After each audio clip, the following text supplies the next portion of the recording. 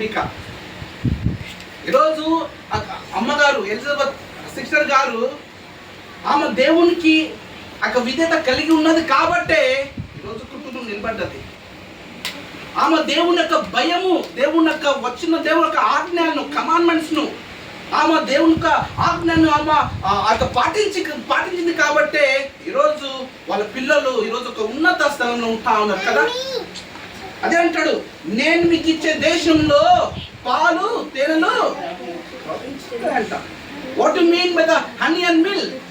That is called the sign of prosperity. అది ఒక ఆశీర్వాదమైన ఒక సూచన.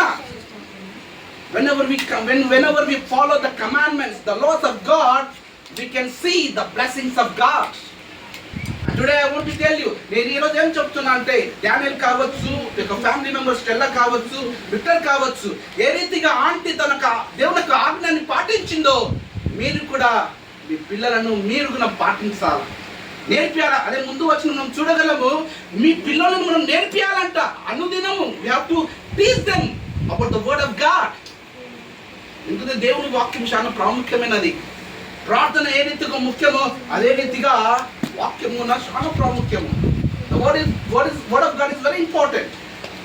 ఈ రెండు చాలా బ్యాలెన్స్ లో మనం పోవాలి. ప్రార్థన మళ్ళీ వాక్యము, these two things will always be balanced. దేవుని వాక్యం కొన్ని మాటలు దేవుడు వాక్యంతో మనతో మాట్లాడతాడు. ఈరోజు మనము దేవుని ఆజ్ఞ పాటించినమంటే దేవుని యొక్క దీవెనలు మనము చూడగలము. దయచేసి మీ కుటుంబంలో కావచ్చు, ప్రతి ఒక్క బిడ్డలు, చిన్నపిల్లలు కావచ్చు, ఇప్పటి నుంచే మనము దేవుని యొక్క ఆజ్ఞను మనము పాటిద్దాం. We can see here, I command you all the days of your life, and your days